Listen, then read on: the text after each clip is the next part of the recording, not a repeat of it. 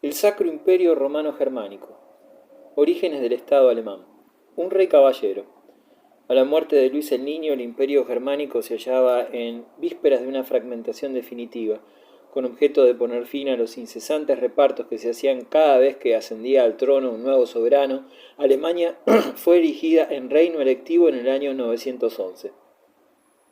Los merovingios y carolingios habían adquirido sus reinos mediante sucesivas conquistas y los consideraban como propiedades familiares que podían repartir entre sus hijos. En lo sucesivo, la dignidad real se conferiría por voluntad popular. Los duques principales, señores del reino, procederían a la elección y ésta debería ser aprobada por los demás miembros de la nobleza y por el pueblo. Un familiar del último carolingio, el duque Conrado de Franconia, fue elegido primer rey de Germania. Era un auténtico caballero, dotado de gran energía y muy amado del pueblo, aunque su reinado fue una serie casi ininterrumpida de reveses. Al acercarse la muerte de Conrado, la unidad del reino corría peligro. Los duques y otros grandes del reino llevaban camino de ser más poderosos que el rey. Pues bien, en su lecho de muerte, Conrado tuvo un rasgo generoso. Envió su espada y su manto real al más valiente y capacitado de sus adversarios, el duque Enrique de Sajonia. El porvenir del reino era lo que más amaba Conrado en el mundo. Si alguien era capaz de salvar la unidad del reino, era Enrique. Sin duda, además, este príncipe podía contar con el apoyo incondicional de sus poderosos sajones. Enrique el Cetrero. En las crónicas medievales, Enrique de Sajonia es llamado Enrique el Cetrero o Cazador. Al recibir el mensaje del moribundo rey, el duque se dedicaba a este deporte favorito suyo. En 919 la elección de Conrado fue sancionada por los príncipes electores y Enrique subió al trono. Pertenecía a una familia de extraordinaria vitalidad. Su abuela Oda llegó a los 107 años y el propio Enrique era de estatura imponente, corpulento y fuerte, un verdadero rey sajón. Acometió con la mayor energía a los eslavos, a quienes venció a menudo. Sometió a los checos de Bohemia y Moravia a la corona germánica y derrotó a los vendas, enemigos hereditarios del pueblo sajón, al este del Elba. Neutralizó las temibles empresas normandas, llevando la guerra al propio país de los daneses. Les infligió una aplastante derrota y obligó a su rey a prestarle fidelidad. Consiguió incluso frenar el empuje furioso de los magiares, por lo menos en su propio ducado de Sajonia, cuando rodeado de los más importantes centros urbanos con fuertes murallas y dotándolos de guarnición militar. En torno a estas fortalezas nacieron muchas ciudades sajonas. Además, organizó una vigorosa caballería. Otón I el Grande. Enrique el Cazador fue el adelantado de una época nueva. Así como Pipino el Breve y Carlomagno estructuraron su poder en fundamentos puestos por Carlos Martel, Otón I continuó con entusiasmo juvenil la obra de su padre, Enrique el Cetrero, a quien sucedió en 936. Otón era ambicioso e impulsivo y no obraba con la calculada prudencia de su padre. Sin consideraciones de estado o condición, castigó más de una vez a personajes poderosos o que ocupaban altos cargos, aun por actos que en interés político hubieran sido mejor disimular. Creóse así muchos enemigos en su propio reino, pero nunca manifestó deseos de venganza o resentimiento hacia los rebeldes. Su ideal modélico era Carlomagno. Los turbulentos duques no le causaron muchas preocupaciones mientras estuvieron reducidos a sus propias fuerzas. Solo cuando su hermano Enrique se unió a los rebeldes para apoderarse de la corona real se sintió el rey Otón en situación apurada. Enrique, hombre muy capacitado, pero en extremo ambicioso, era el hijo predilecto de la reina Matilde. Ya en vida de su padre, hizo cuanto pudo para que lo designase sucesor al trono. Apoyado por los sajones, Enrique levantó estandarte de rebelión contra su hermano, y las cosas adoptaron peligroso cariz cuando estallaron motines en el mismo seno del ejército real. Pero Otón siguió dueño de la situación. Ni una vez perdió la serenidad y nunca se mostró más grande que en la desgracia. Por su parte, Enrique conocería pronto el reverso de la medalla.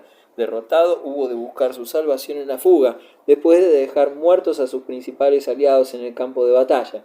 Poco después acudió con hábito de penitente a arrojarse a los pies del rey, su hermano. Otón le concedió pleno perdón, incluso le confió el gobierno de Lotaringia, pero traicionó una vez más la confianza de su hermano, organizando contra él una conspiración.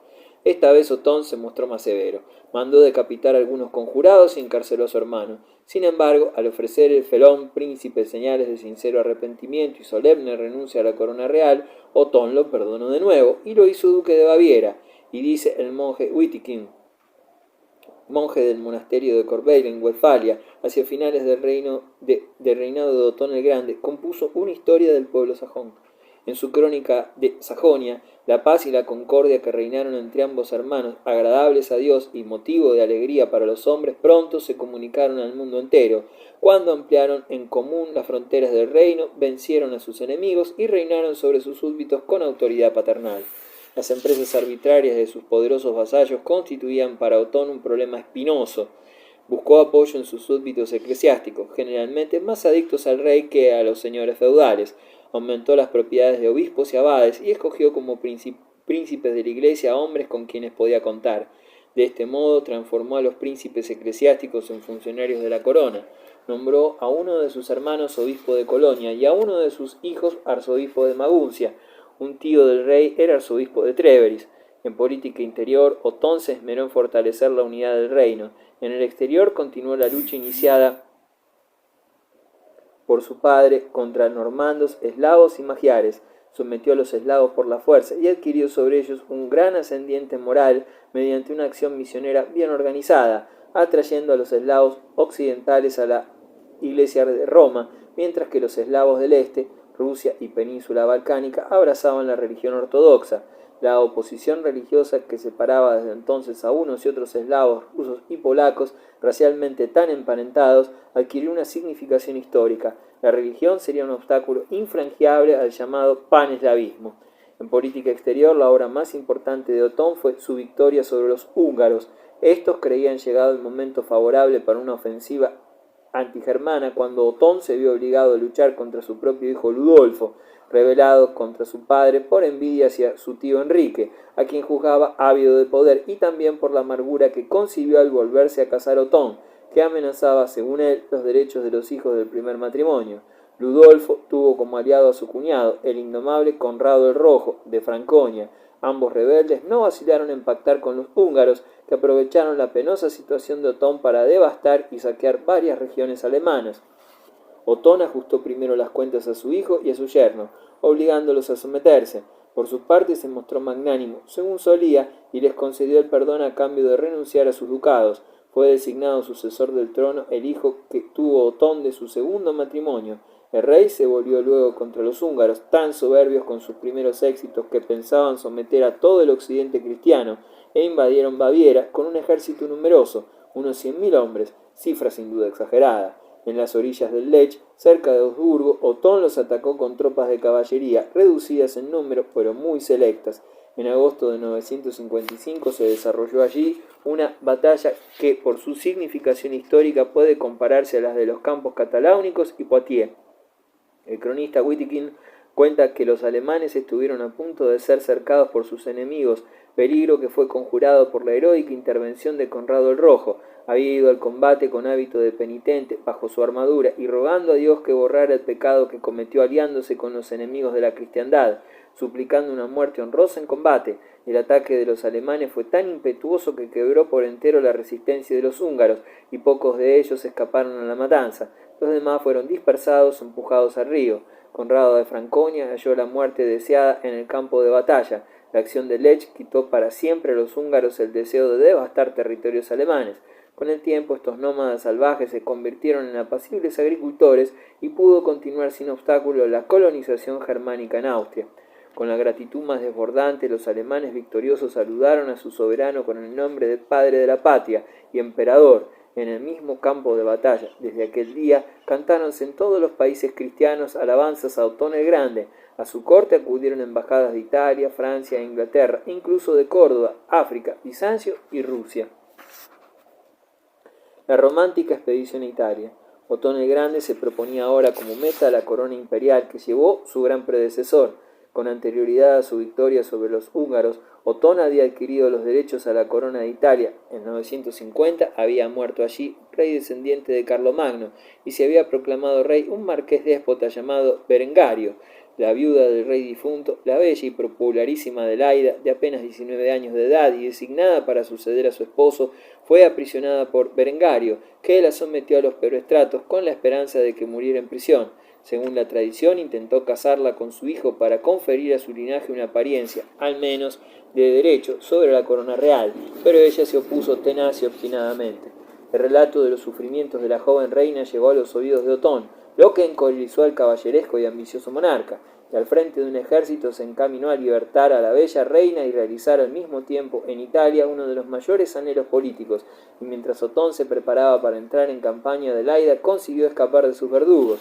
En Italia, Otón fue recibido con aclamaciones por doquier, hizo su entrada solemne en Pavía, capital de Berengario, y se adjudicó desde entonces el título de rey de Italia. De todas partes acudían a prestarle homenaje. Berengario se retiró sin lucha y se encerró con sus hombres en una de sus fortalezas de montaña, Ivrea, considerada inexpugnable. Mientras tanto, Otón envió a Adelaida una embajada pidiendo su mano. Ella recibió la petición con entusiasmo y acompañó al legado regio a Pavía, donde celebró sus bodas con el rey. Berengario jugó más prudente prestar sumisión y jurar fidelidad a Otón, pero esta conducta no duró mucho. Al enzarzarse el rey en lucha contra su hijo y su yerno rebeldes y aliados con los húngaros, Berengario trató de recobrar su libertad. Acariciaba el proyecto de someter Italia y hacerse proclamar emperador de los romanos.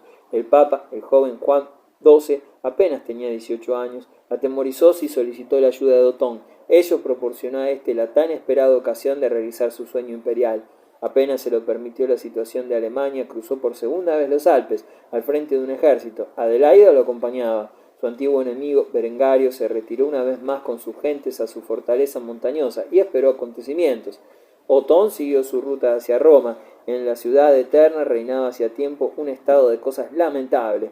La decadencia imperial tuvo como consecuencia que los estados pontificios fueran víctimas de bandas armadas y que el poder espiritual pontificio se convirtiera en un título sin contenido alguno. Este período de la vida de Roma es una historia en tinieblas. Las antiguas crónicas, la de Gregorio, entre otras, nos hablan de esta época de aventureros que abusan de la fuerza, que se proclaman por sí mismos cónsules o senadores, de papas indignos, de mujeres sin virtud y de falsos emperadores que aparecen, luchan y desaparecen como han venido. Un nuevo imperio de Occidente. El poderoso monarca germánico hizo su entrada en tan desgraciada ciudad en el año 962. El rey y la reina fueron recibidos en la Basílica de San Pedro por Juan XII, rodeado de altos dignatarios eclesiásticos y coronados como emperador y emperatriz. Desde luego, el emperador romano de Oriente protestó contra el título imperial concedido a Otón, del mismo modo que su predecesor se indignara también por la coronación de Carlomagno. Declaró a los enviados de Otón que consideraba un escándalo que un bárbaro sajón osara atribuirse tan alta dignidad.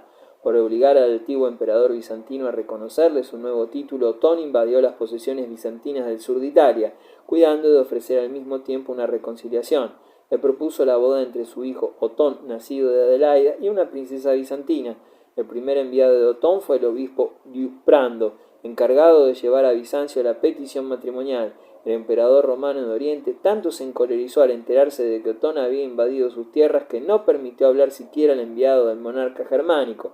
Gracias a un nuevo reinado en Constantinopla, la atmósfera se hizo más favorable. Los emisarios consiguieron al fin que la joven y bella princesa Teófana, de 16 años de edad entonces, se casara con el joven Otón, y éste sería con tal ocasión coronado como heredero del imperio de Occidente. Otón el Grande lograba así emparentar con la casa imperial de Bizancio. Ni siquiera una figura tan importante como Carlomagno había conseguido realizar tal proyecto. Mientras tanto, en Italia habían estallado nuevas revueltas. El jovenzuelo que ocupaba la silla de San Pedro se arrepintió pronto de haber llamado a Otón a Italia y pactó con Berengario, una alianza secreta contra el emperador. Juan XII no había querido liberarse de la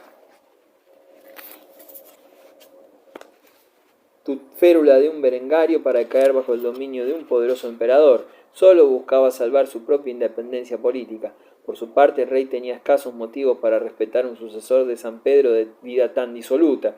De momento, el emperador obró con la máxima circunspección respecto a su nuevo enemigo y aparentó creer en las hipócritas protestas de amistad del soberano pontífice. Pronto comprobó las verdaderas intenciones del Papa al apresar sus hombres a unos correos de Juan XII.